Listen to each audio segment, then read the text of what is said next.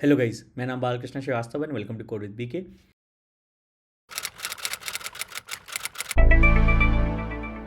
तो शुरू करने से पहले इट इज़ रिक्वेस्ट कि प्लीज़ सब्सक्राइब करिएगा मेरे चैनल को, क्योंकि मेरा चैनल नया है और आपका सपोर्ट, आपका सब्सक्रिप्शन बहुत इंपॉर्टेंट है। सो प्लीज़ सब्सक्राइब करिएगा मेरे चैनल को। तो एक क्वेश्चन 75 को एक बार पढ़ लीजिए। तो आपको एक क्लास लिखनी है जिसमें आपको एक्सेप्ट करनी है वैल्यूज़ एक 3x3 एरे में, और एरे का एग्जाम्पल दिया गया है इन नंबर्स का। तो इंटीजर एरे होगा, इंट टाइप का एरे बनाना है आपको, और आपको चेक करना है कि वो लोशो ग्रिड है कि नहीं।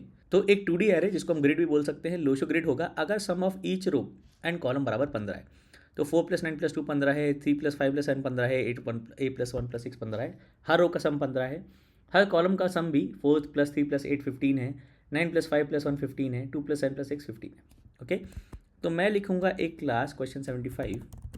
क्लास का नाम आप कुछ भी ले सकते हैं एज लॉन्ग एज ये वैलिड आइडेंटिफायर नेम है, वैलिड क्लास नेम है। ओके, हमारा डेटा मेंबर होगा एक 2D array, so private int ARR।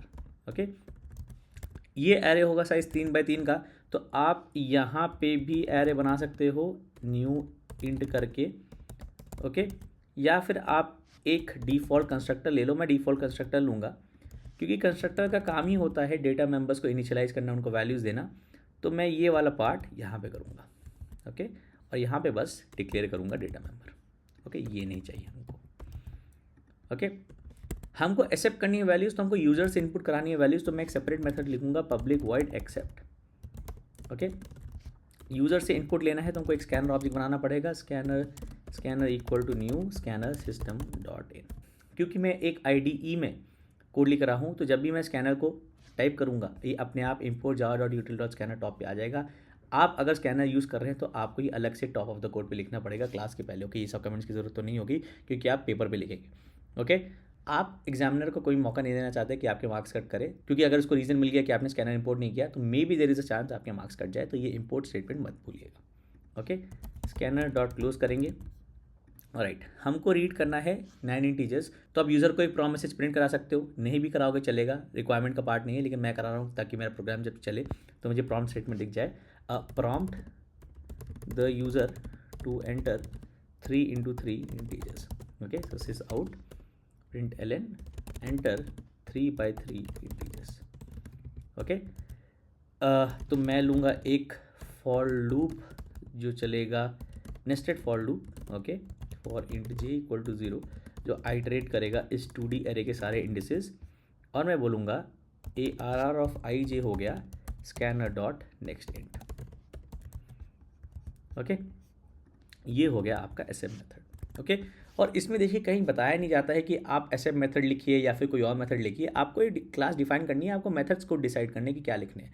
आप ऐसे सोचो कि आपको जितने टास्क है आप उसको सेपरेटली एक मॉड्यूलर तरीके से सेपरेशन ऑफ कंसर्न्स को फॉलो करते हुए कैसे डिवाइड कर सकते हो। तो उसमें जनरली एक एक्सेप्ट मेथड अलग से आ जाएगा, जिसमें आप सारा एक्सेप्ट का काम करो, फिर आता है प्रोसेसिंग वाला काम, फिर आता है प्रिंटिंग वाला काम। ओके, तो नेक्स्ट मेथड मैं लूँगा जो चेक करेगा, मेथड टू चेक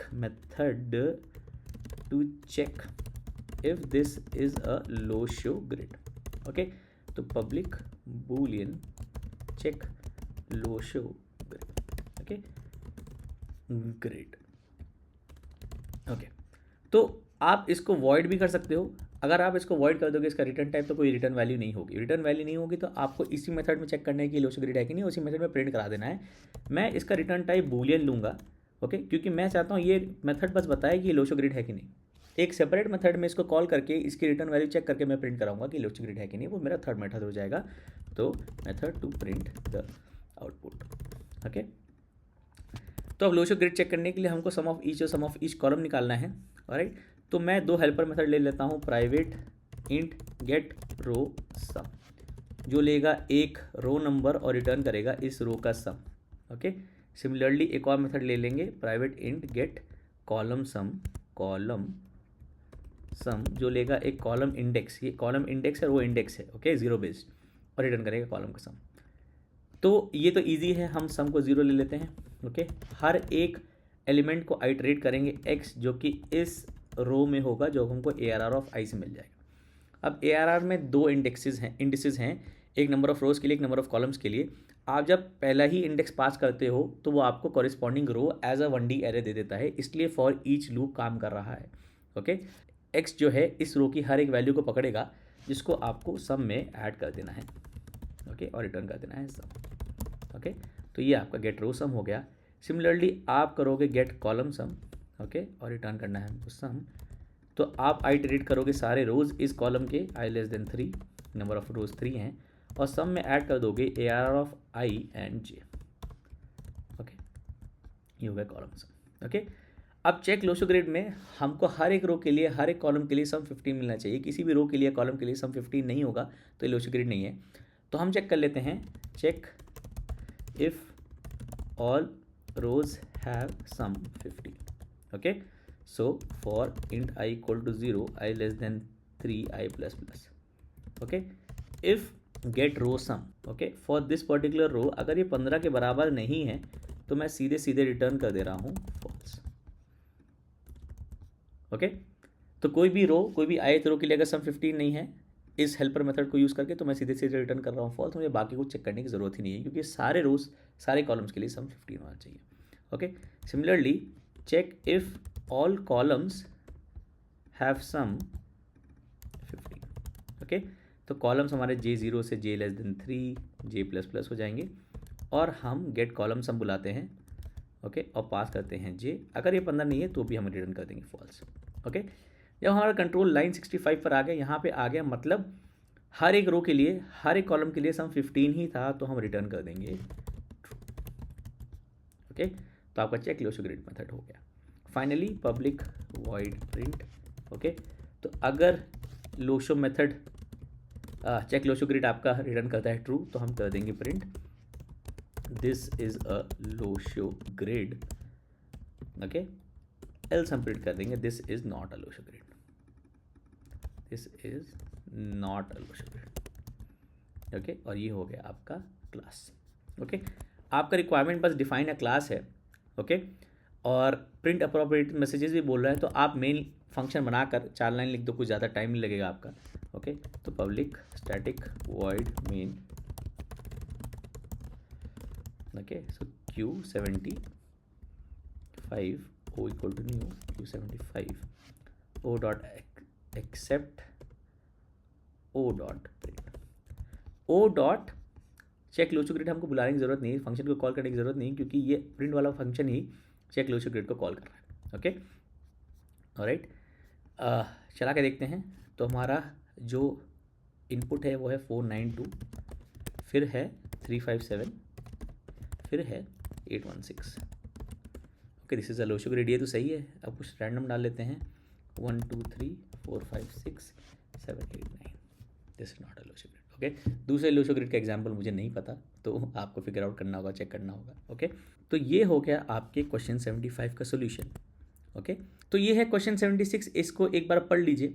तो ये जो है मेथड ओवरलोडिंग का सवाल है, जहाँ पे आपके पास मल्टीपल मेथड्स हैं, एक से ज़्यादा मेथड्स हैं, इन सब सारे मेथड्स का नाम सेम है, type and number of arguments different है, तो ये पॉलीमॉर्फिज्म वाला केस है, ओके। और ऐसा सवाल यूजुअली आता है बोर्ड्स के पेपर में क्लास 10th के लिए, ओके।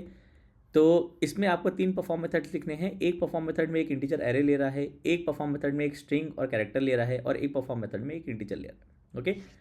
सेम मेथड तब तक काम करता है जब तक type and number of arguments different हो। 2 method with same name, same type and number of arguments will not work, okay. वो सिंटैक्स एरर हो जाता है, बिल्कुल एक्जैक्टली सेम सिग्नेचर नहीं होना चाहिए, ओके। तो चलिए मैं लिखता हूँ एक क्लास 76, क्वेश्चन 76, सॉरी, ओके। पहला है public void perform, okay, integer array x, okay. मैं एसएस मॉडिफायर पब्लिक लगा देता हूँ मेथड्स के सामने, और प्राइवेट लगा देता हूँ डेटा मेंबर्स के सामने। आप नहीं भी लगाओगे चलेगा, आप ऐसे भी लिखोगे तो चलेगा, आपके लिए मैंडेटरी नहीं है, ओके। फिर आता है अगला perform with string S and char H, string S and char H, string S char C H, okay. फिर आता है public void perform int N, public void perform int N, okay. पहले वाले परफॉर्म में क्या करना है, display the largest element of the array, okay. तो स्मॉलेस्ट और लार्जेस्ट एक एरे में कैसे निकालते हैं, इसको भी डिटेल में मैंने एक्सप्लेन कर रखा है एक सेपरेट वीडियो में। वीडियो आपको मेरे चैनल पे मिल जाएगा, या फिर वीडियो का लिंक आपको डिस्क्रिप्शन में मिल जाएगा, इस वीडियो के डिस्क्रिप्शन में, ओके। तो मैं बोलूँगा मेरा लार्जेस्ट जो है वो है एक्स ऑफ 0, और हम ये इसलिए करते हैं क्योंकि हमको लार्जेस्ट उस पर्टिकुलर सेट ऑफ वैल्यूज़ जो एरे में उसमें से निकालना है, तो लार्जेस्ट ये वेरिएबल बेसिकली इसका मतलब हो रहा है लार्जेस्ट सो फार। आप ऐसे सोचो कि अभी तक का लार्जेस्ट क्या है, तो आप एक वैल्यूज़ में अगर चेक करो कि लार्जेस्ट क्या है, सबसे पहले पहली वैल्यू उठाई, अगर आपने एक ही वैल्यू देखी उस एरे में तो वही तो लार्जेस्ट है। आप उस लार्जेस्ट को फिर बाकी रिमेनिंग वैल्यू से कंपेयर करोगे तो लार्जेस्ट अपडेट होता जाएगा। तो आप पहली दो वैल्यूज़ देख लोगे तो उसमें से एक लार्जेस्ट होगा, जो लार्जेस्ट सो फार है उन पहली दो वैल्यूज़ में। फिर 3 वैल्यूज़ देख लोगे तो उसमें लार्जेस्ट सो फार एक निकल के आएगा जो कि लार्जेस्ट हो जाए, एक वेरिएबल में होगा, वो लार्जेस्ट सो फार है पहली 3 वैल्यूज़ में। तो आपने जब ने पूरा एरे आपने देख लिया तो लार्जेस्ट सो फार बेसिकली लार्जेस्ट हो गया एंटायर एरे का। ओके, लार्जेस्ट सो फार के टर्म से सोचोगे ना कि अभी तक का लार्जेस्ट क्या है, आपने जितनी वैल्यूज़ चेक की उनमें से, तो आपको ज़्यादा क्लियर होता है ये वाला कॉन्सेप्ट। ओके, तो मैं बाकी वैल्यूज चेक करूँगा starting with index 1 going till less than x dot length और i plus plus. Okay, indexes 1 2 till the last index. मैं बोलूँगा इफ़ अगर ये एक्स आई मतलब आई इंडेक्स पर जो वैल्यू है वो लार्जेस्ट सो फार से बड़ी है, तो हमको एक वैल्यू मिल गई जो लार्जेस्ट इससे भी बड़ी है, लार्जेस्ट से जो करंट लार्जेस्ट से बड़ी है, तो हमारा करंट लार्जेस्ट फिर अपडेट हो गया एक्स ऑफ आई पे। ओके, और हम प्रिंट करा सकते हैं सिस आउट। ओके, आपको प्रिंट करना है सीधे सीधे लार्जेस्ट बोल दो, लार्जेस्ट हो गया आपका प्लस लार्जेस्ट। ओके, अब ऐसे कह सकते हो largest in this array, but उतना रिक्वायर्ड नहीं है। ओके, आपका एक्सपेक्टेड आउटपुट ऐसा है तो आपको as similar as close as possible to the mentioned output in the question उसके बराबर करना है, बस जैसा दिया गया है वैसा आउटपुट प्रिंट करने की कोशिश करिए। ओके, पहला परफॉर्म तो हो गया, इसको चेक कर ले, क्या चेक कर लेते हैं आगे बढ़ने से पहले। तो question 76 O equal to new question 76। Okay, एक एरे लेना पड़ेगा x, तो सेम वैल्यूज ले लेते हैं 4 5 6 16 12 9। ओके, और मैं बोलूँगा ओ डॉट परफॉर्म और x ओ 0 नहीं x। ओके, चला के देखते हैं, लार्जेस्ट 16 आना चाहिए। ओके, 16 के बाद एक और वैल्यू ऐड कर देते हैं 80, तो अब लार्जेस्ट 80 आना चाहिए। पहले इंडेक्स पे ऐड कर देते हैं वैल्यू से 102, अब लार्जेस्ट 102 होना चाहिए। ओके, राइट, सिर्फ एक ही वैल्यू रखते हैं, अगर सिर्फ 9 तो लार्जेस्ट 9 होना चाहिए। ओके, तो हमारा कोड सही काम कर रहा है। ओके, एक बिल्कुल खाली एरे भेजोगे तो एरर हो जाएगा, क्योंकि हम पहली वैल्यू तो एक्सेप्ट कर ही रहे हैं। ओके, और इतना नहीं सोचना होता है। अगर आपको इसमें बता रहे हैं कि आपको लार्जेस्ट निकालना है तो आप अज्यूम कर सकते हो कि एक वैल्यू तो होगी। ओके, बहुत कॉर्नर केसेस के बारे में आईसीएसई पेपर में आपको नहीं सोचना है, जितना रिक्वायरमेंट है उतना कोड करना है। ओके, जैसे सेकंड वाले केस में भी आपको समझ में आएगा कि कॉर्नर केस क्या हैंडल, आप क्या कॉर्नर केस आपको हैंडल नहीं करना है। ओके, तो सेकंड वाले केस में आपको एक स्ट्रिंग दे रहा है, कैरेक्टर दे रहा है। अगर कैरेक्टर एफ है, अपर केस एफ है, तो आपको प्रिंट फर्स्ट 5 कैरेक्टर्स करना है, मतलब एफ फॉर फर्स्ट। अगर कैरेक्टर अपर केस एल है तो आपको लास्ट 5 कैरेक्टर्स प्रिंट करना है, मतलब upper case L stands for last. Okay, तो अगर ये स्ट्रिंग है तो पहले 5 कार पे हो गए, और अगर ये एल है लास्ट CHL है तो लास्ट 5 कैरेक्टर्स ये आपको प्रिंट करना है। ओके, तो सीधा सीधा है इफ़ CH बराबर F। ओके, आपको प्रिंट कराने फर्स्ट 5 कैरेक्टर्स, मतलब इंडेक्स 0 से इंडेक्स 4 तक इंक्लूडिंग इंडेक्स 4। तो मैं बोलूँगा स्ट्रिंग फर्स्ट 5 हो गए S डॉट सब स्ट्रिंग स्टार्टिंग फ्रॉम इंडेक्स 0 और 5। ओके, सो ये आपको देगा इंडेक्सेस 0 1 2 3 4 5 कैरेक्टर्स। ओके, आप फिर प्रिंट करा सकते हो first 5 characters in plus S plus R plus first 5। Okay, और अगर आप चाहो तो इसको सिंगल डबल इन्वर्टेड कोट्स में भी इंक्लूड कर सकते हो, जो कि बहुत ज़रूरी नहीं है, लेकिन मैं कर दे रहा हूँ ताकि आपको अगर कभी ये करना पड़े तो आपको पता हो कैसे करना चाहता है, बैक स्लैश यूज़ करके, एस्केप करके। ओके, एल्स आपको लास्ट 5 निकालने, लास्ट 5। ओके, लास्ट 5 कैसे निकालेंगे, और लास्ट 5 निकालने से पहले आपको एल्स इफ़ करके CH बराबर आपको L करना है, सिर्फ एल्स मत ले लेना। ओके, सिर्फ ये मत कर देना। इसका मतलब ये हो जाएगा कि F के अलावा कोई भी कैरेक्टर होगा, 0 हो गया, कोई डिजिट हो गया, स्पेशल कैरेक्टर हो गया, उस केस में भी आप लास्ट 5 कैरेक्टर्स प्रिंट कर रहे हो, जो कि गलत है। अगर ये L है तभी लास्ट 5 प्रिंट करने हैं। ओके, और फाइनल L से आपको मतलब ही नहीं है कि अगर F भी नहीं है और L भी नहीं है तो क्या करें, कुछ ना करो, रिक्वायरमेंट का पार्ट नहीं है। ओके, तो ये आपको कुछ नहीं करना है इसमें। F है तो फर्स्ट 5, L है तो लास्ट 5, इतना ही फॉलो करना है।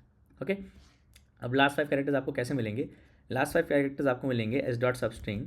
ओके, लास्ट 5 मतलब आपको S डॉट लेंथ तक जाना है। ओके, और S डॉट लेंथ से पहले 5 कैरेक्टर्स, तो S डॉट लेंथ -5। ओके, और आप फिर प्रिंट करा सकते हो। और अगर ये हटा दोगे ना तब भी सेम ही आएगा, क्योंकि जब आप एक ही इंडेक्स डालते तो एंड तक जाता है, तो बात एक ही है। बट मैं ऐसे कर रहा हूँ ताकि समझ में आए कि आप लेंथ से लेंथ -1 फिर लेंथ -2 लेंथ -3 लेंथ -4 लेंथ -5 तक जा रहे हो, क्योंकि ये वाला इंडेक्स इंक्लूडेड नहीं होता है। ओके, सो लेंथ -5 इंडेक्स से स्टार्ट होगा, जहाँ से हमको लास्ट 5 कैरेक्टर्स मिल जाएंगे। तो फिर इसको प्रिंट कराएंगे लास्ट 5 कैरेक्टर्स इन, ओके, हो गया ना? Yup, okay. तो एक लाइन चेंज करते हैं, ओके, और बुलाते हैं O dot perform, string S में ले लेते हैं कारपेंटर वाला केस, और F for first 5, okay. So चलाते हैं, फर्स्ट 5 कैरेक्टर आर कार पे, जो कि सही है। एल चलाते हैं, last 5 character should be enter, okay. इसके अलावा कोई भी कैरेक्टर होगा, हमको नहीं आउटपुट कराना है कुछ, तो हमारा कुछ आउटपुट नहीं आया क्योंकि रिक्वायरमेंट को फॉलो कर रहे हैं, ओके, राइट। वो वाला केस जिसमें सिर्फ 4 कैरेक्टर्स हैं, ओके, 5 कैरेक्टर से कम हैं, और आप फर्स्ट और लास्ट प्रिंट कराना चाह रहे हो, तो इसमें आपको अभी एरर आएगा, ओके। तो इस केस को आपको हैंडल नहीं करना है, ओके। रिक्वायरमेंट में कहीं नहीं लिखा है कि अगर नंबर ऑफ कैरेक्टर्स 5 से कम है तो आपको केस हैंडल करना है। अगर आप लिख दे रहे हो तो वो एक्स्ट्रा ही है, आप उसके लिए आपको अलग से मार्क्स नहीं मिलेंगे, ओके। जितना दिखाया गया है उतना लिखो, ओके। और इसको मैं वीडियो के एंड में करके बताऊंगा कैसे हैंडल करते हैं, ओके, इस वाले केस को जब नंबर ऑफ कैरेक्टर्स 5 से कम है, ओके। पहले वाला कर लेते हैं, थर्ड वाला परफॉर्म, जिसमें इंट एन है। तो इसमें क्या करना है, product the first and the last digits. तो हमको फर्स्ट और लास्ट डिजिट निकालना है। इंटीजर को स्ट्रिंग में कन्वर्ट करेंगे, पहला कैरेक्टर और लास्ट कैरेक्टर निकालेंगे। सो पहला कैरेक्टर हमारा पहला डिजिट होगा एज अ कैरेक्टर, लास्ट वाला कैरेक्टर हमारा कैरेक्टर होगा, डिजिट होगा एज अ कैरेक्टर। हम इसे कॉरस्पॉन्डिंग डिजिट्स एक्सट्रैक्ट कर लेंगे, मल्टीप्लाई कर देंगे, ओके। तो मैं बोलूँगा string N S T R हो गया ब्लैंक प्लस एन, ओके। मैं बोलूँगा इंट फर्स्ट डिजिट, तो ये होगा हमारे पहले इंडेक्स पर। तो N S T R dot char at 0, और इसमें से इसकी integer corresponding integer value extract करने के लिए बोलेंगे -0, ओके। ये हम कॉरिस्पॉन्डिंग एस्काई वैल्यू सब्ट्रैक्ट कर रहे हैं। तो सपोज करो ये कैरेक्टर 2 है, okay, single character, single digit 2 in a character. तो 2 - 0 बेसिकली हो जाएगा 50 - 48, क्योंकि 0 का एस्काई वैल्यू 48 है, 2 का 50 है, तो 50 - 48 2 स्टैंडर्ड तरीका है जिससे आप एक कैरेक्टर जिसमें डिजिट है उसका कॉरिस्पॉन्डिंग इंटीजर वैल्यू एक्सट्रैक्ट करते हो। सिमिलरली हमारा इंट लास्ट डिजिट हो जाएगा, लास्ट डिजिट हो जाएगा। लास्ट डिजिट किस इंडेक्स पर आएगा, N S T R dot length -1। Last index एक स्ट्रिंग का डॉट लेंथ -1 होता है, ओके। उसको भी -0 कर दिया। हम सीधे सिंपल निकाल लेंगे, प्रोडक्ट हो गया first digit into last digit, okay, और प्रिंट करा देंगे एक output, product of first and last digits in plus R, product is not R, okay, plus product, okay.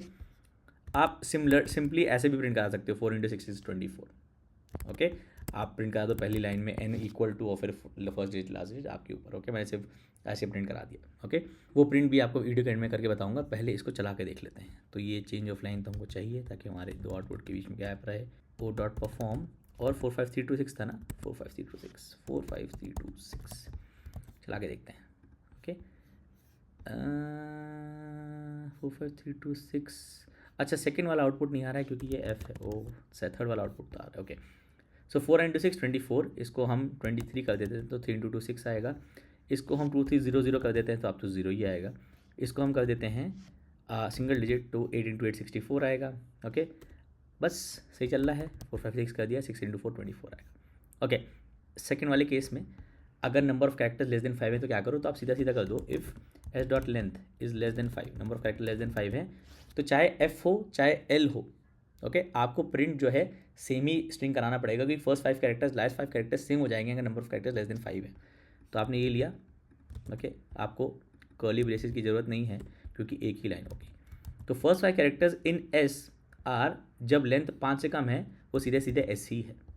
Similarly else if, अगर हमको लास्ट 5 प्रिंट कराने हैं और number of characters less than 5 है, तब भी आपका लास्ट 5 कैरेक्टर सेम ही होगा जो एस में है, और उसके अलावा कुछ नहीं होगा क्योंकि लेंथ ही 5 से कम है, ओके। और फिर आपको रिटर्न कर देना है, ओके। उसके बाद आपको ये वाली प्रोसेसिंग नहीं करनी, वरना आपको एरर ही मिलेगा, ओके।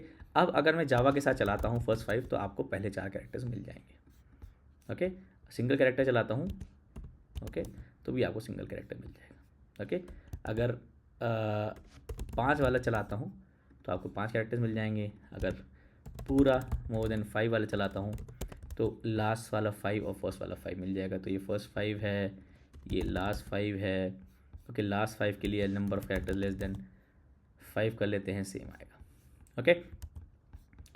और एक फाइनल माइनर चीज़ की, अगर आपको ऐसे प्रिंट कराना है ये वाला 4 × 6 बराबर, ठीक है, तो आप इसको हटा दो, आप बोल दो पहली लाइन में सिस आउट n = +n, ओके, ये वाला लाइन आउटपुट हो गया, ओके। फिर आप करो 4 × 6, तो आप बोलो 4 which is first digit into, okay, second digit plus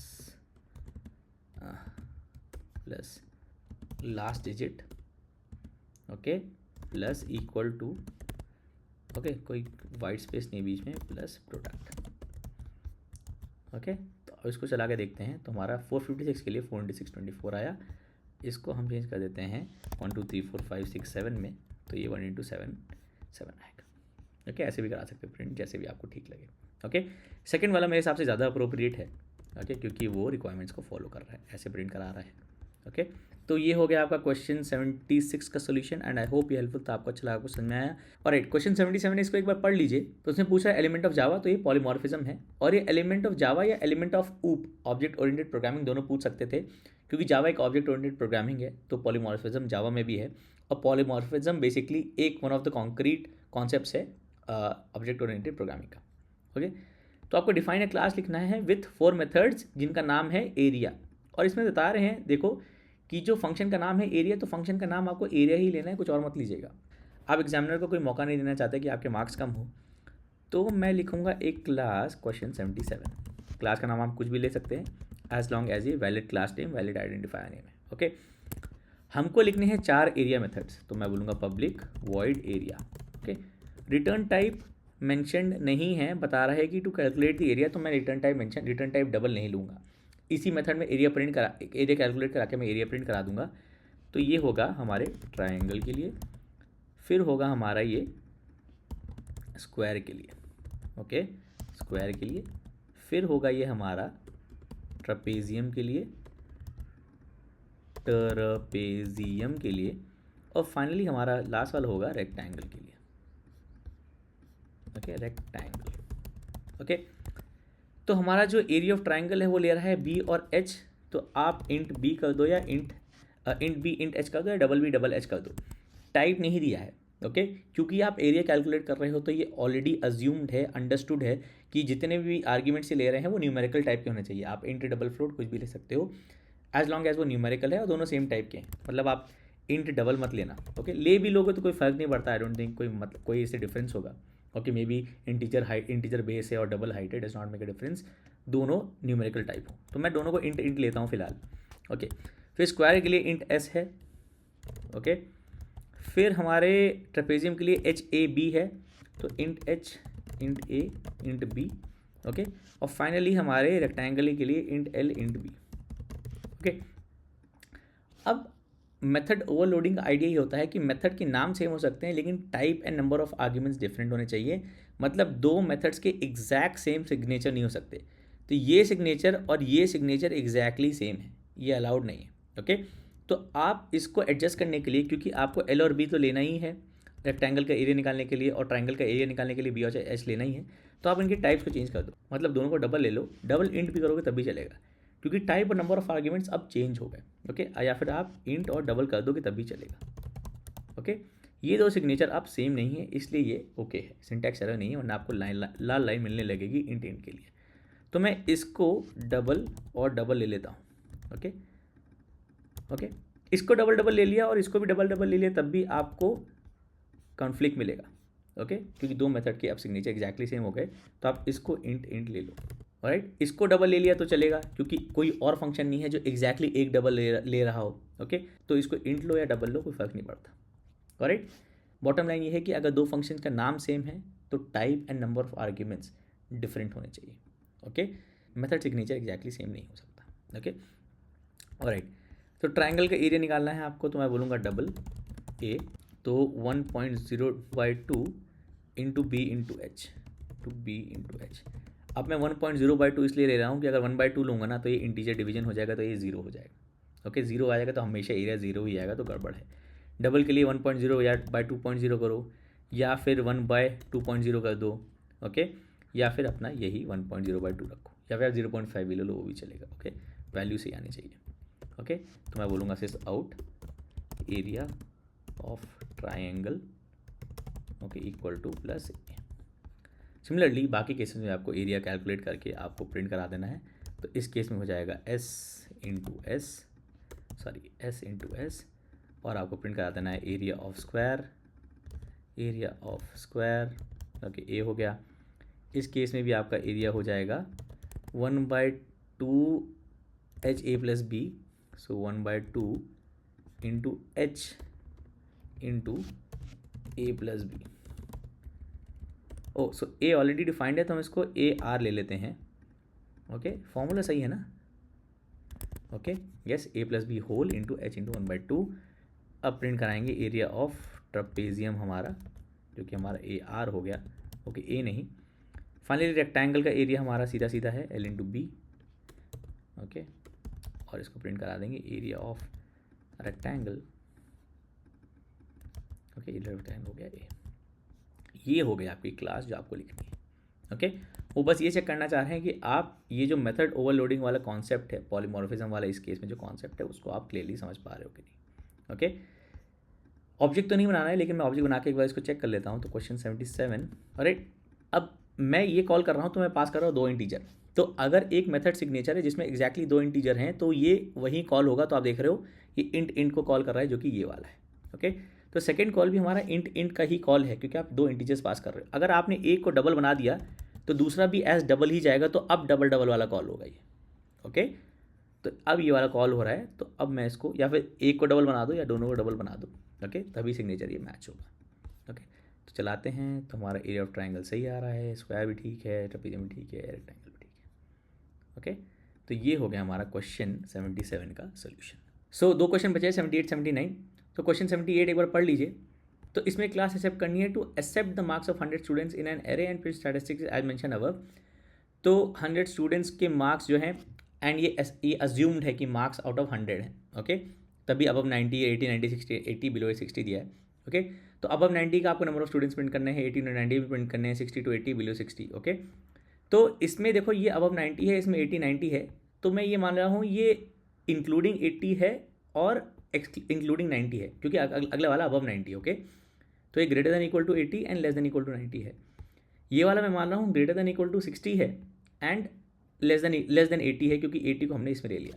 same marks को 2 रेंज में मत लीजिएगा कि आप 80 इसमें भी ले लो 80 इसमें भी ले लो। ओके कैसे भी डिवाइड कर लो, 80 अगर इसमें ले रहे हो तो इसमें मत लो, 80 अगर इसमें ले रहे हो तो इसमें मत लो। ओके तो इसमें बिलो 60 बता रहा है तो ये लेस देन 60 है, तो आपको 60 इस वाले में लेना पड़ेगा। Okay greater than equal to 60 less than 80, greater than equal to 80 less than equal to 90। Okay तो आपको corresponding number of students print करने हैं फॉर दीज मार्क्स। ओके और आपको 100 स्टूडेंट्स के मार्क्स एक्सेप्ट करने हैं। तो मैं 100 स्टूडेंट्स के मार्क्स टाइप नहीं कर पाऊंगा, तो मैं एक हेल्पर मेथड लिख लूँगा जो जनरेट कर लेगा 100 मार्क्स और फिर हम फाइल रिडायरेक्शन से वो इनपुट प्रोवाइड कर सकते हैं। एंड में करके बताऊँगा कैसे करेंगे वो।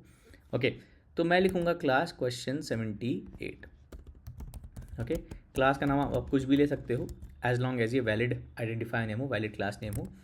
हमारा प्राइवेट डेटा मेंबर एक एरे होगा प्राइवेट इंट मार्क्स। ओके एक 1D एरे, और आप मार्क्स फ्लोट या डबल में भी ले सकते हो, लेकिन क्योंकि इंटीजर की रेंज दी गई है मैं तो इंट लूँगा, तो कोई भी न्यूमेरिकल टाइप चलेगा।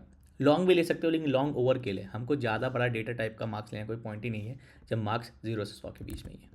ओके और एक आइडियल सिनारियो में मैं तो इंट भी ना लूँ, मैं तो शॉर्ट लूँ क्योंकि उससे भी कम मेमोरी होती है शॉर्ट में, और वो 0 से 100 के मार्क्स को स्टोर कर लेगा आराम से। ओके उसकी रेंज 0 से 100 के बीच इंक्लूडिंग होती है। ओके हमको एक्सेप्ट करने हैं 100 मार्क्स। तो सबसे पहले तो मैं एक कंस्ट्रक्टर बनाऊंगा Q78 जो कि इस एरे को मेमोरी प्रोवाइड करेगा marks equal to new int और 100। ओके अब ये वाला जो पार्ट है ना इक्वल टू न्यू इंट, वो आप यहाँ भी कर सकते हो। ओके ऑलराइट, और ये कंस्ट्रक्टर आप हटा सकते हो। लेकिन क्योंकि कंस्ट्रक्टर का काम होता है डेटा मेंबर्स को इनिशियलाइज करना, उनको स्टार्टिंग वैल्यूज़ देना, तो इस एरे को मेमोरी देना कंस्ट्रक्टर कर रहा है और मैं ये अप्रोच लूँगा। ओके डिसीजन आप कुछ भी ले सकते हो। ओके एज लॉन्ग एज आप इसको मेमोरी प्रोवाइड कर रहे हो कैसे भी चलेगा। ओके इसको अगर ऐसे छोड़ दोगे तो ये नल है बाय डिफ़ॉल्ट ये एरे। ओके इसमें मेमोरी नहीं दी गई है तो आपको मार्क्स चले जाएंगे। ओके एग्जामिनर को दिख जाएगा कि आपने इसको मेमोरी नहीं दी है। ओके हमको करने हैं एक्सेप्ट मार्क्स, तो मैं लिखूँगा एक function public void accept. Okay और मैं लूँगा scanner class object to accept input from the user scanner system dot in. Okay scanner dot close. Right हमको एंटर करने 100 मार्क्स, तो prompt the user to enter 100 marks. Okay, this is out. और मैं बोलूँगा print ln कर देते हैं, मैं बोलूँगा enter marks for 100 students. Okay, और एक लूप चलाना पड़ेगा जो कि 100 बार चलेगा क्योंकि हमारे पास 100 मार्क्स हैं। और मैं बोलूँगा मार्क्स ऑफ आई, ये हो गया scanner dot next int. Okay, क्योंकि हम इंट रीड कर रहे हैं। ओके, तो ये आपका एक्सेप्ट हो गया। ओके, फिर हमको प्रिंट करने स्टैटिस्टिक्स, तो मैं एक सेपरेट फंक्शन ले लेता हूँ, public void print stats. Okay, और इसका काम है स्टैट्स प्रिंट करना। ओके, तो मैं क्या करूँगा, मैं 4 काउंटर लूँगा, int C1 equal to 0, int C2 equal to 0, int C3 equal to 0, int C4 equal to 0। तो C1 बेसिकली स्टोर करेगा नंबर ऑफ स्टूडेंट्स जो कि अबव 90 है, तो ग्रेटर देन 90। C2 हमारा हो जाएगा 80 टू 90, तो हमारा C2 हो जाएगा जो काउंटर स्टोर करेगा हमारा C2, वो स्टोर करेगा greater than equal to 80 and less than equal to 90। तो मैं 80 को इस रेंज में ले रहा हूँ, तो अगली वाली रेंज में नहीं लूँगा। 90 को मैंने इस रेंज में इसलिए लिया है क्योंकि ये C1 वाली रेंज में नहीं है, ग्रेटर देन 90 है, तो 90 को कहीं तो फिट करना पड़ेगा।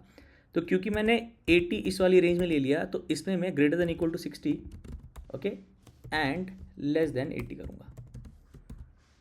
ओके, क्योंकि मैंने 80 इधर ले लिया, और फाइनल हमारा जो C4 है वो स्टोर करेगा लेस देन 60।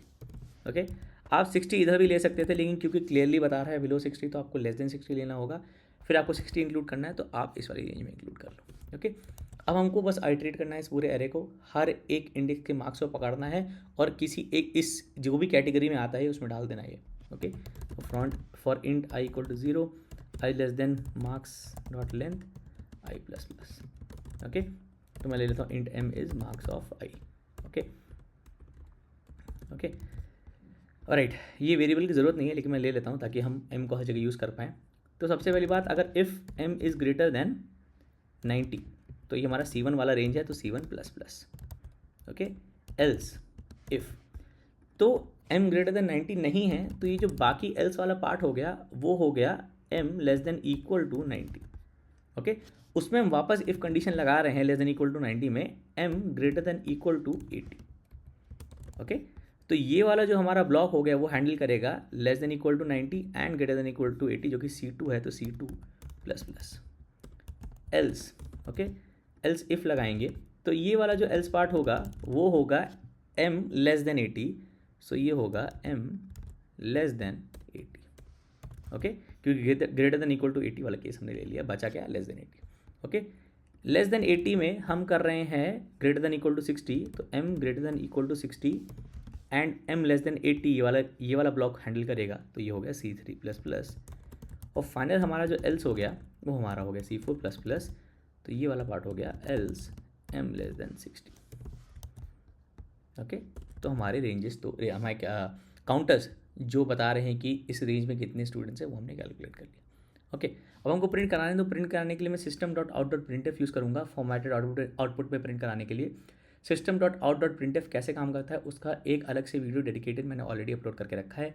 वीडियो के लिंक आपको डिस्क्रिप्शन में मिल जाएगा, या फिर वीडियो आप मेरे चैनल पर भी ढूंढ सकते हो। ओके, तो हमको क्या प्रिंट कराना है, रेंज नंबर ऑफ स्टूडेंट्स दोनों कॉलम्स में। तो सबसे पहले मैं हेडर प्रिंट कराऊंगा, तो मैं बोलूँगा सिस आउट, और ये हो गया हमारा प्रिंट एफ। ओके, तो पहले वाले में 5 कैरेक्टर्स हैं, तो मैं ले लेता हूँ %-8s, %-8s।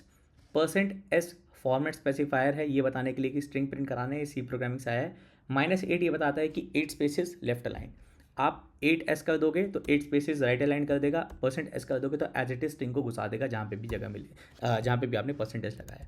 Okay, 8 spaces left align में हम पास करेंगे, पहला आर्ग्यूमेंट हमारा रेंज। ओके, और फिर हमारा दूसरा फॉर्मेट स्पेसिफायर होगा %-20s फिर चेंज इन लाइन, और दूसरा वाला आर्ग्यूमेंट हमारा है, ये है number of students, okay.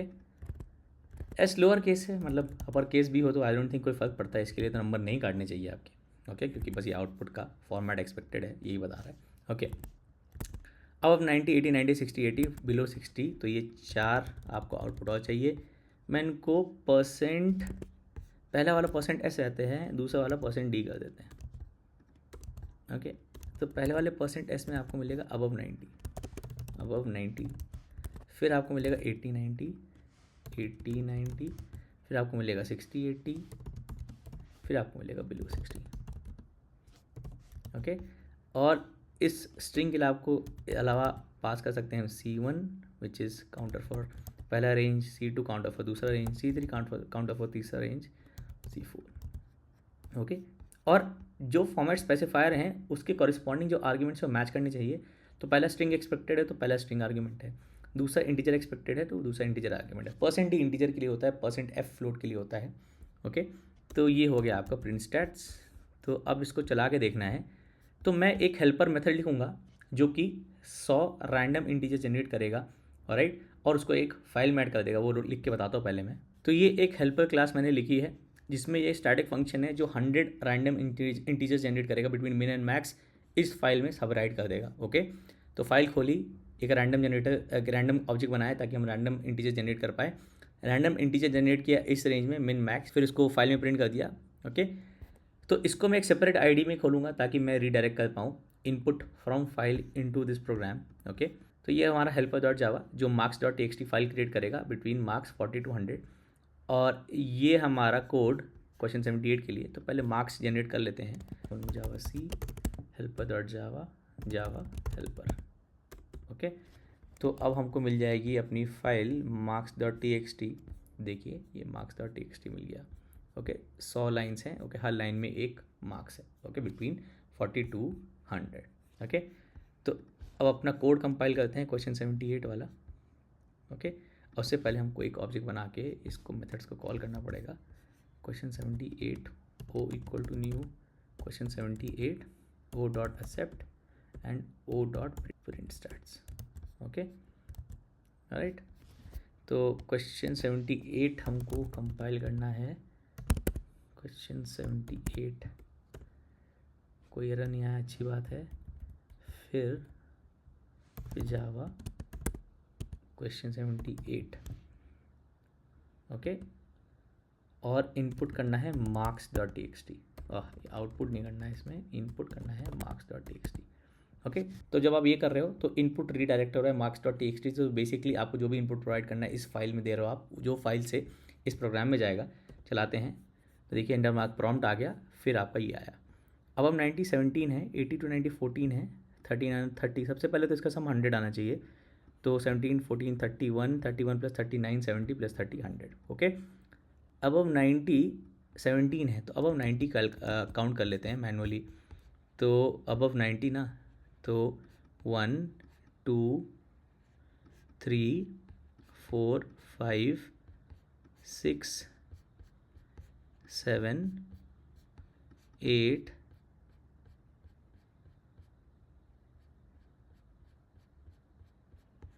9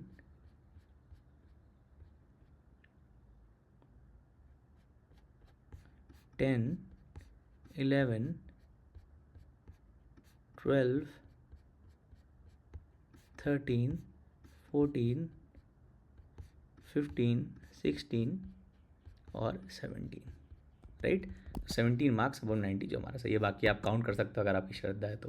okay, right, सो ये रहा आपका क्वेश्चन 78 का आंसर।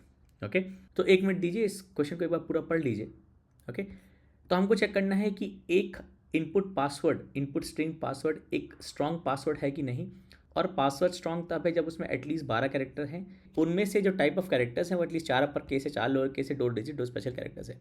ओके, तो आपको क्लास लिखनी है जिसमें आपको पासवर्ड एक्सेप्ट करना है और चेक करना है कि वेदर पासवर्ड इज स्ट्रॉन्ग और नॉट। ओके, तो इस पैटर्न पर बहुत ही एक सिमिलर प्रॉब्लम मैंने ऑलरेडी सॉल्व करके रखी है अपने चैनल पर, to check if a input password is valid और नॉट।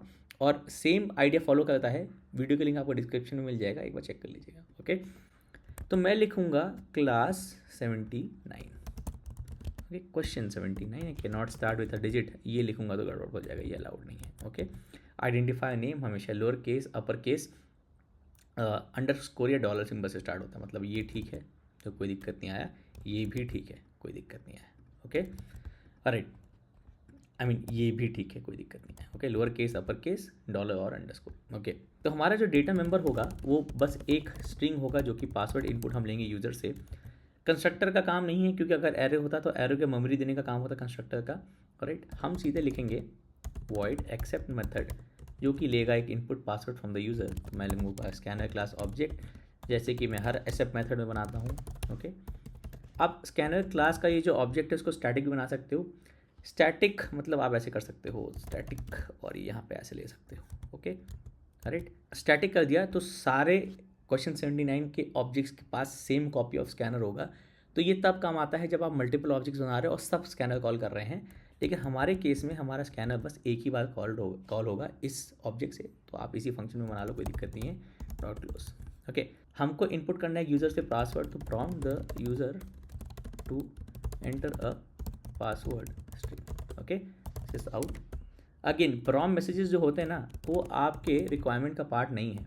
ओके, आप चाहो तो इस प्रॉम्प्ट वाली लाइन को मत लिखो, मैं लिख देता हूँ ताकि मेरा जब प्रोग्राम चले तो मुझे लाइन दिख जाए।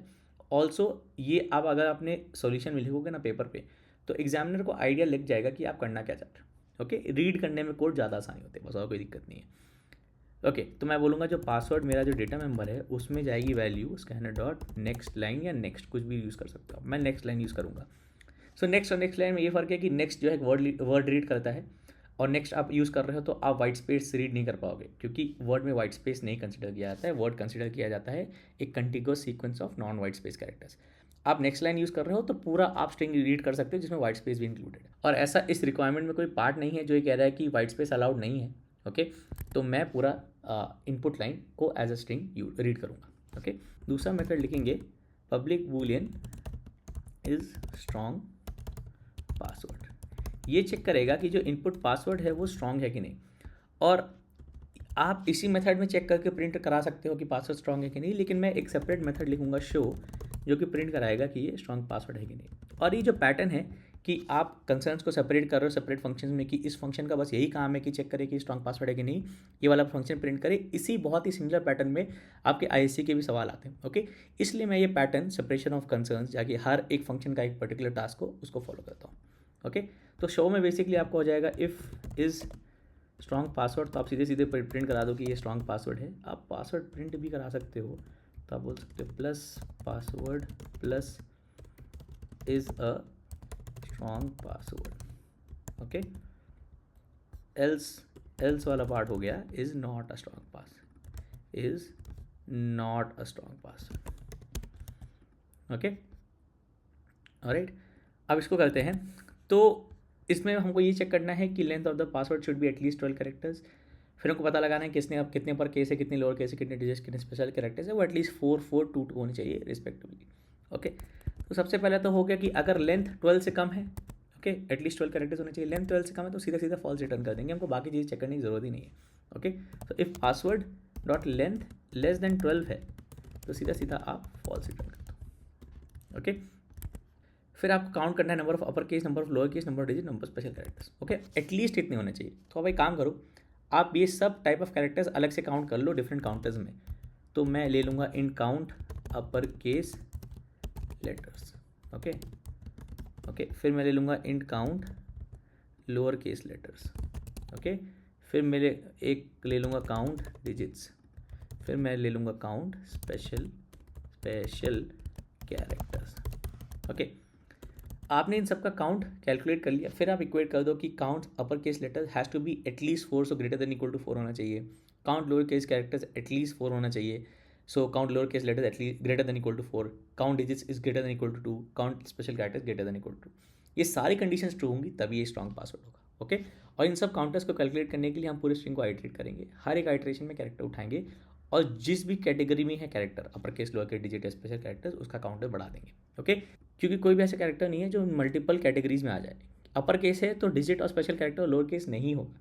ओके, लोअर केस है तो अपर केस डिजिट और स्पेशल कैरेक्टर नहीं होगा। ओके, ऑलराइट, तो हम पूरे स्ट्रिंग को आइटरेट करेंगे less than password dot length आई प्लस प्लस।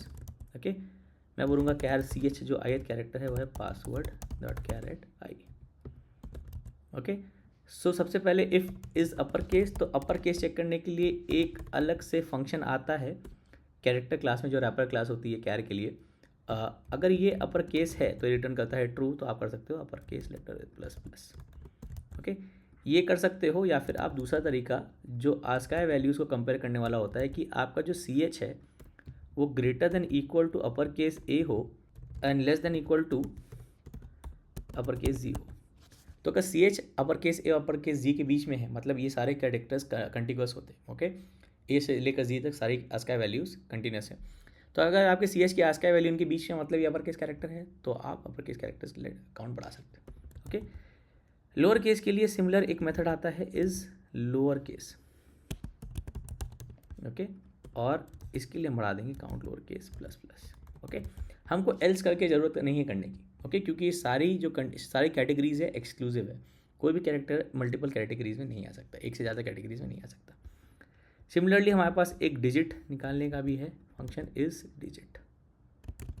ओके, ये कैरेक्टर क्लास के फंक्शन बहुत ही हैंडी होते हैं, आपको ज़्यादा सोचना नहीं पड़ता। इसे फंक्शन को कॉल करो, कैरेक्टर पास करो, रिटर्न वैल्यू ट्रू है तो कैरेक्टर है, डिजिट है, लोअर केस लेटर है, जो भी है, वरना फॉल्स है। ओके, काउंट डिजिट्स हमने बढ़ा दिया प्लस प्लस। ओके, अब हमको चेक करना है special character. Special character check करने के लिए कोई अलग से फंक्शन नहीं आता है। स्पेशल कैरेक्टर हम वो मानते हैं जो ना लेटर है, ना डिजिट है, और ना ही वाइट स्पेस है। ओके, क्योंकि वाइट स्पेस को हम स्पेशल कैरेक्टर नहीं मानते, वाइट स्पेस एक सेपरेट कैटेगरी है। तो स्पेशल कैरेक्टर क्या होता है? Okay, not a letter, okay, and not a digit and not a white space. अगर इन तीनों में से ना वाइट स्पेस है, ना लेटर, ना डिजिट है, तो स्पेशल कैरेक्टर। तो इफ़ नॉट सबसे पहले इज लेटर है, तो मैं एक और फंक्शन यूज़ करूँगा इज लेटर। ओके, तो ये अपर केस लोअर केस दोनों इंक्लूड कर लेता है और ये रिटर्न करता है ट्रू अगर ये लेटर है, अपर केस या लोअर केस। तो अगर कैरेक्टर लेटर नहीं है, ना ही अपर केस ना ही लोअर केस, और ना ही डिजिट है, तो सेम यूज़ कर लेते हैं। ओके, और ना ही वाइट स्पेस है, तो वाइट स्पेस चेक करने के लिए भी एक कैरेक्टर क्लास में मेथड है इज वाइट स्पेस। ओके, तो हमारा जो कैरेक्टर सी एच है, ना लेटर है, ना डिजिट है, ना वाइट स्पेस है, तो वो स्पेशल कैरेक्टर में है, तो count special characters plus plus. Okay, alright. अब हमारा पासवर्ड स्ट्रांग तब होगा कि अपर केस लेटर्स एटलीस्ट 4 है, मतलब ग्रेटर देन इक्वल टू 4 इसका काउंट है। लोअर केस लेटर्स एटलीस्ट 4 है, इसका count greater than equal to 4 है। डिजिट्स एटलीस्ट 2 है, count greater than equal to 2 है। काउंट स्पेशल कैरेक्टर्स एटलीस्ट 2 है, count greater than equal to 2 है। तो रिटर्न ट्रू तभी होगा जब काउंट अपर केस लेटर्स हमारे ग्रेटर देन इक्वल टू 4 हैं, and count lower case letters हमारे ग्रेटर देन इक्वल टू 4 हैं, एंड काउंट डिजिट्स हमारे ग्रेटर देन इक्वल टू 4 हैं, एंड काउंट स्पेशल कैरेक्टर्स हमारे ग्रेटर देन इक्वल टू 2 है। Sorry, 2 सोने लगता है बीच में। ओके ओके, 4 4 2 2 था ना, 4 4 2 2। ओके, ये कंडीशंस चारों अगर कंडीशंस ट्रू होंगी तभी हमारा पासवर्ड स्ट्रॉन्ग है। ओके, जो कि हमने फिर ट्रू रिटर्न किया। अगर कोई भी कंडीशन फॉल्स हो गई तो हमारा रिटर्न वैल्यू फॉल्स हो जाएगा। और ये हो गया आपका कोड। एक ऑब्जेक्ट बना लेते हैं इस क्लास का और फंक्शंस को कॉल कर लेते हैं। Okay, o dot accept and o dot, मैं सीधे सीधे शो कॉल करूँगा क्योंकि इस स्ट्रॉन्ग पासवर्ड तो ये शो कॉल कर ले रहा है। ओके ओके, चलाते हैं। तो मैं लूँगा एक पासवर्ड BALKRISHNA $1 2। तो 5 upper case, 5 lower case, 2 special characters और 2 डिजिट्स, तो ये स्ट्रॉन्ग होना चाहिए, इज़ अ स्ट्रॉन्ग पासवर्ड। फिर से चलाते हैं। ओके, मैं क्या करूँगा, मैंने 5 के बजाय 4 कर दिया, 4 अपर केस 4 लोअर केस, अभी भी सही आना चाहिए। ओके, फिर से चलाते हैं। अब मैंने एक स्पेशल कैरेक्टर कम कर दिया, तो ये अब स्ट्रॉन्ग पासवर्ड नहीं है। ओके, फिर से चलाते हैं। अब मैंने एक डिजिट कम कर दिया, अभी भी नहीं है ये। ओके, फिर से चलाते हैं। मैंने अपर केस लेटर्स 3 ही कर दिए, तब भी नहीं है ये। ओके, अब मैं क्या करता हूँ, मैं अपर केस लेटर्स पूरे कर देता हूँ। ओके, स्पेशल कैरेक्टर्स में एंड और परसेंट ले लेता हूँ, लोअर केस कैरेक्टर्स 4 ले लेता हूँ और डिजिट 1 2 ले लेता हूँ, तो ये सही है, तो ये सही आना चाहिए। ओके, कोई भी अगर लेंथ 10 से कम है तो ये 12 से कम है तो सीधे सीधे नॉट पासवर्ड हो गया। ओके, नॉट अ पासवर्ड हो गया। ओके, तो ये था इस क्वेश्चन 79 का सोल्यूशन एंड आई होप ये हेल्पफुल था। और ये आखिरी सवाल था इस PDF का, इसके बाद तो आंसर की स्टार्ट हो जाती है। और बाकी जितने सवाल हैं उन सब के सोल्यूशन की वीडियोस के लिंक आपको इस वीडियो के डिस्क्रिप्शन में मिल जाएंगे। एक प्लेलिस्ट भी बना दी मैंने, प्लेलिस्ट चेक कर लीजिएगा। Competency practice focus competency focus practice questions के लिए एक प्लेलिस्ट है अलग से। और आई गेस ये मेरा आखिरी वीडियो है आपके बोर्ड्स एग्जाम्स के पहले ICSE के लिए। आपके बोर्ड एग्जाम के बाद तो मैं कुछ और ही पढ़ाऊँगा क्योंकि आपके पेपर हो जाएंगे तब की भी पढ़ोगे। तो आपको कोई और टॉपिक या कॉन्सेप्ट डिस्कस कराना हो मेरी तरफ से तो बता दीजिएगा, मैं वीडियो ऐड करने की कोशिश करूँगा। और आपके एग्ज़ाम के लिए ऑल द बेस्ट, अच्छा करिएगा। एक ऑब्वियसली एग्ज़ाम आपको डिसाइड नहीं करेगा कि आप लाइफ में क्या करते हो, बट आप अपना बेस्ट करो, वो बहुत इंपॉर्टेंट होता है। चलो guys, all the best and please like this video, subscribe to my channel and thank you for watching.